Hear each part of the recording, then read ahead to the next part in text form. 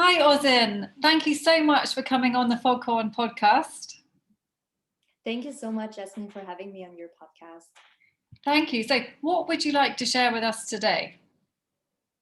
Yeah, so today I would love to share a story. So my transformation from being a shy girl to a confident entrepreneurial woman. That has connected to a lot of multiple breakthroughs. That sounds so interesting and amazing. So, yeah, please tell us what happened. When did it start? Your journey and everything. Yeah, sure. So back when I was a teenager, around 13 to 14 years old, I was actually a very shy girl. And I think when people meet me today, they would really not recognize or imagine that I was that shy girl. Right now, people perceive me rather as an extroverted person and quite confident, but that was really not the case. Back then when I was 13, 14, I was so shy, insecure, and when people would tell me their opinion or whatever, I would get even sad, offended, take things personally. I had always big dreams in my life, also in terms of business as I grew older, 15, 16. But I felt like I always kind of repressed it down and shut this drive or fire in me because, I was not sure if I can, speak up and really fully own my voice and do that. Probably maybe fear of judgment or, how people perceive me. Yeah. Wow. Yeah. Yeah. Do you think that was just because of your age, having that lack of confidence at 13 or 14? Or do you think you were like less confident than your friends around you? It's an interesting question. I think that when I was with my friends, people around, I was actually quite extroverted. It's really kind of funny how it kind of mixes up because I kind of open up then, when I was with my friends, share my opinions, going out, create my own games.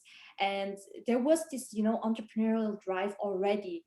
But again, especially when I was in group settings in front of many people in classrooms, that was a time when I hold myself back. And I think that was kind of shyness and could come also from the past on how, I grew up. But these were things that I was still kind of holding back. Wow. Okay. So when was the turning point? So the turning point, I think it was by the age, especially when I was 16 to 18. That was a massive turning point because it was actually at that time when I started my apprenticeship here in Switzerland in the hotel. And I was, again, a very shy girl at the reception. And even that I got the job in a hotel at the reception, I had to really pull myself back together and, really show them and that I can work with clients and so on. Otherwise, I cannot work there. But it was no problem. And I got to work there. I got to, I don't know, like I push myself always into the cold water, like every time when a client comes and I got like anxious or shy, I overcome it. And then I, like talk with the client. I started to lead events with like over 500, 600 people by myself at that age. And multiple things and responsibilities. And after I went through all of these things, like confidence started to come. And I don't know, my true self started to unfold in many ways, I think, throughout that. That sounds really amazing. But so at first though, you said you were quite shy.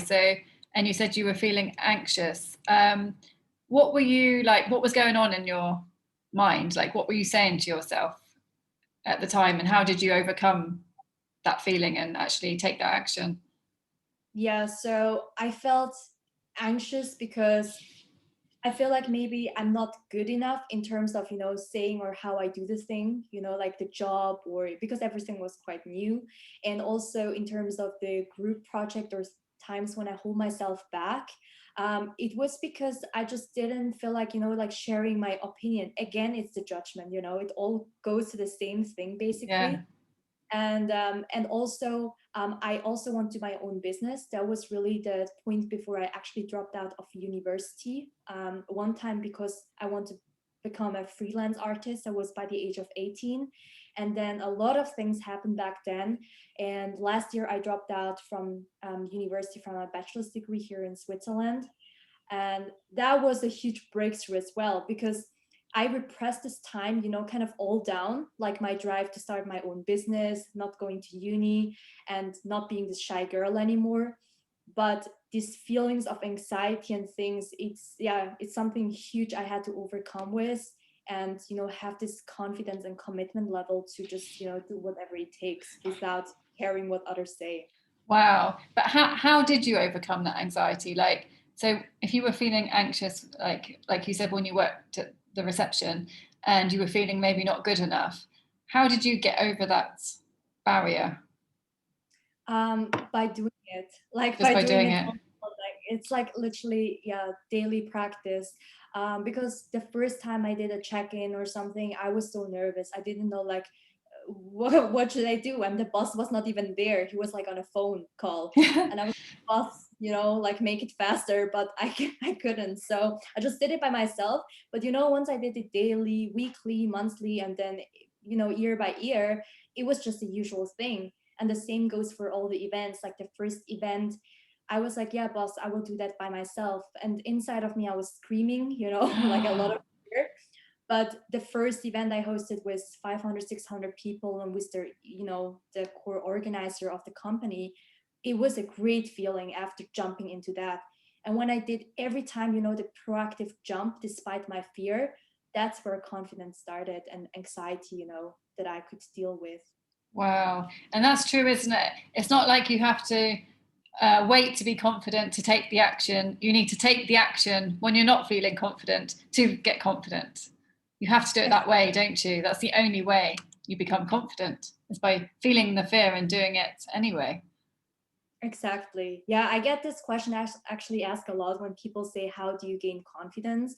And I always say, best way is really to jump in it. Like you go as you get skin into the game, as you just go along with.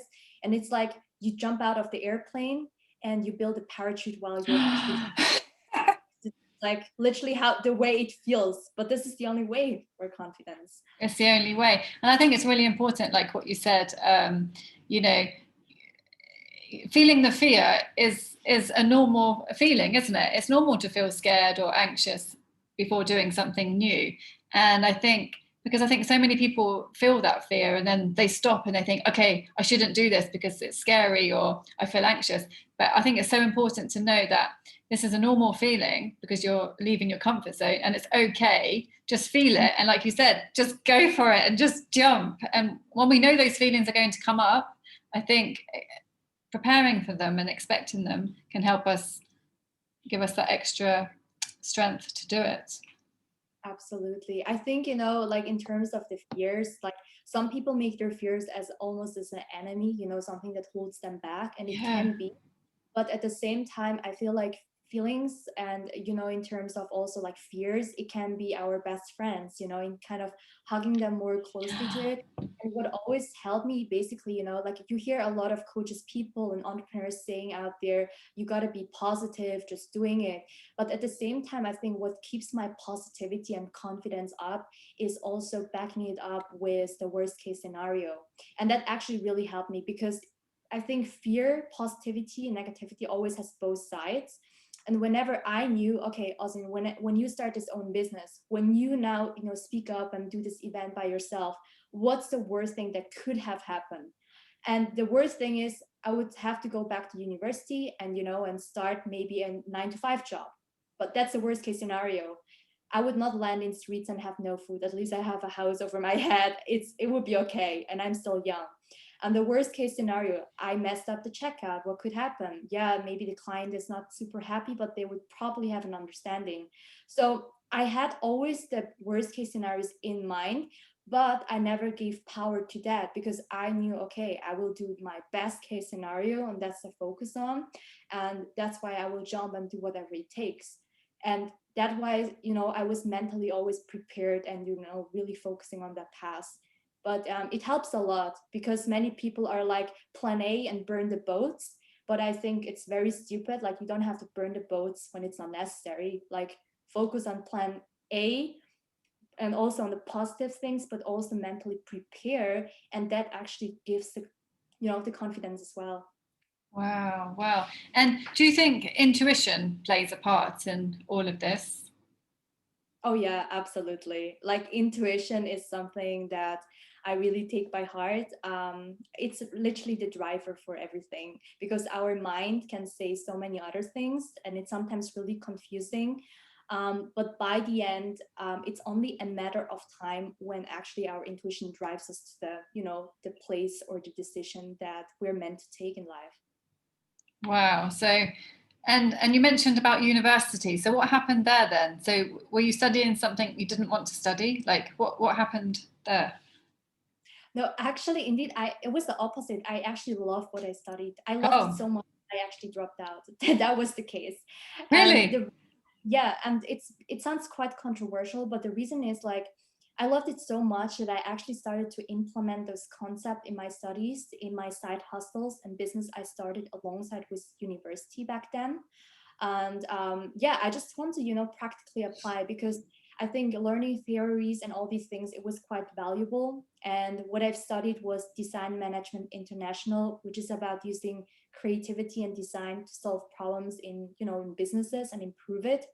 So it was excellent, and it was like something that I feel like could really be implemented in these days world. So I was like, why not just taking that out and implement it right now in my business? And yeah, I started doing that, and at a certain point my side hustle became the main thing and university became the side hustle. And this point where I really asked the question, is this really necessary? Because even my professors, like nothing against them, but they kind of limited the ways on what was possible back then. And I just knew the limits, there is no limits. I was literally doing it practically. I could tell them, talk to them on what was possible right now.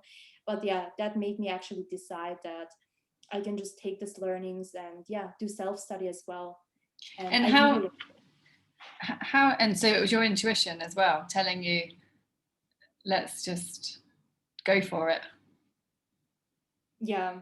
That was really crazy. Like from one day to the other, there was like 2 of my dropouts. The first dropout from my law economics school, and the second one from the bachelor's degree. I've tried this 9 to 5 thing. I've tried to be in school. I give it a shot, but it's really not my thing.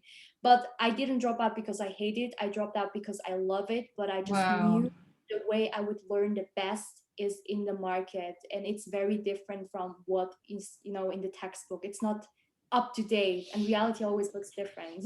Real experience. And how did your parents take the news when you decided to leave university? Did they support you? Both, yes and no. So the first part, when I dropped out when I was 18 actually to become a freelance artist, I went actually the next day right away to New York, which was insane because I have usually a normal school day, but I made this decision internally already 2 weeks ago. And then literally after texting with a friend, like I would come to New York, I was like, yeah, like I can just drop out and go now. So I went to my mom's room and told her that night, hey mom, I have a dream, and and she's like, come to the point. And I'm like, yeah, I want to drop out. And then she was speechless. But after a few minutes, she just said, is this what you really want? And I was like, yes. And then she said, okay, then do it. And I was so shocked. Because back then, like she said to me, later that like, I would be happy if you would have finished your studies at least and then do it. But I was like, no way, mom. And after I explained her that this is what makes me happy and fulfilled, she got me, like she understood it and she supported me. And the second dropout was when I was 21 last year. That was a bit of a heavier one because it was my bachelor's degree. And kind of all the things I already established. I was good in school grades, and when I told this, she was a bit how can I say that, not disappointed, a little bit disappointed, kind of, as a parent you just start to worry a lot. So she was very worried and said like I shouldn't be doing it and maybe later. But I'm quite stubborn when it comes to my dreams, and I explained her, did a whole presentation, tried to empathize. Really? Yeah. And after that, she said, okay, daughter, I will support you in that. I believe in you. And yeah, I just showed it through my dedication and my hunger. Wow. And how important do you think your mum's words were? Like, had she said, you can't, I'm not accepting this, I won't support you, would you have carried on? Or like, I would have carried on anyway. The funny thing is, when I made an internal decision, I know that's it. The other one, the permission asking my parents, is actually just a thing that I just do because I have to do it. But yeah, but apart from that, I mean, by the end, it's still, my mom would be also happy if I live a fulfilled life. And yeah, also she knows that I'm actually not, in terms of a lazy person, someone who has no purpose or, dedication. In this case, I would understand if she worries, but she knew already at the early age that I'm quite, ambitious and always driven with big dreams. And I think that gave her the confidence to say, okay, you can do it. But I have to say, it was not always easy, because throughout my journey, and that's here the challenge, throughout my whole journey in entrepreneurship, it was a wild roller coaster ride. It was not always, having money and success right away. So yeah, she came to my room and says, "Hey, Ozzin, where's the money? Where's the success?" And I was like, "Mom, give me some time. I'm starting out. And then after a few months, where's the money? What are you doing? Won't you go back?" And and then she has doubts and discussions. So it's like always up and down until it got consistent. yeah. And I think that's completely normal, isn't it? When you're starting up your own business, it's not an overnight success, is it? I mean, you have to put in a lot of time, dedication, consistency, and like you said, yeah, it can be a roller coaster. And so what would you say to um, students in the same situation as you were, maybe wanting to, live their dream or do what they really want to do? Like, what advice would you give them if they're feeling, not sure or anxious? I think the very first thing is to really just zoom out where they're at and then really think through what they want. Because often I think the story that we've been told, or the dreams, these are like the dreams maybe from our parents, from our friends, from outside people, but it is not our story. It is not our dream. So I think it's very important to differentiate that. And it sounds maybe a bit controversial, but I think when it comes to our dreams, we shouldn't be always listening to our parents. Indeed, sometimes the opposite, just, shut it down for a while and really think through what makes me feel energized and happy and empowered daily. And if I knew that was, my own business and things, for those people, I would just, create a little brainstorm, a plan on, what's the next steps. And if there is anyone who also wants to drop out, and here again, I think it's not what there's this trend going on. People say when you drop out, you will be a successful entrepreneur. But I think that's not necessarily the case. Same with 9 to 5 job. I think when someone wants to drop out, that's totally okay. But they just need a plan, kind of a purpose, what's next, and, have confidence to go for. But when there are people, they want to study and then build their own business, that's also okay. And when they want to be in a 9 to 5 job that makes them happy in a good company, that's okay as well. So my advice is really very holistic. You have to do like what you like and what feels right for you from your intuition. I And if love you that. know, then just, really commit to that. Like, that's integrity. Commit fully to that. And also when parents have problems, like, instead of fighting that they don't understand us, I would always deeply empathize first with the parents and trying to understand their worries first. And once we empathize first as children, it's much easier that parents will listen to us. And if we can show them that this is what makes us happy, then most likely they will understand at some point. Wow, I love that. Thank you so much, Ozzin. And I guess it's about being brave as well, isn't it? Like, I would say you seem very brave. Brave to Oh, listen to your intuition, brave to carry on even when you're feeling scared and anxious, brave to talk to your mum. It's very brave. I think being brave helps. yeah, absolutely. I think bravery is really act of highest form of leadership in this world. And Do you? it's Wow, I love that. Yeah.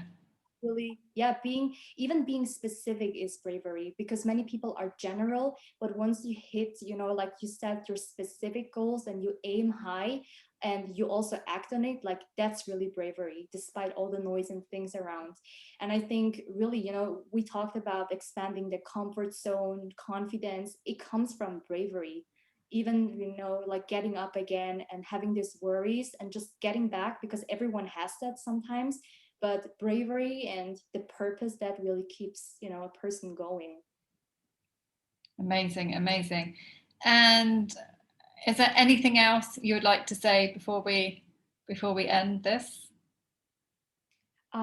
Well, I can just say for everyone out there, follow your dreams. Not just follow, but like live it daily. I think that's so important. And just be grateful in the moment. Something I've learned is like having a grand vision where you want to be, but at the same time being fully present and, grateful for what is already there, because we never know when life gonna end, like generally, and it would be pretty sad just to be too much in the future or stuck in the past. So I think being fully present while having a grand vision is really a beautiful thing to have.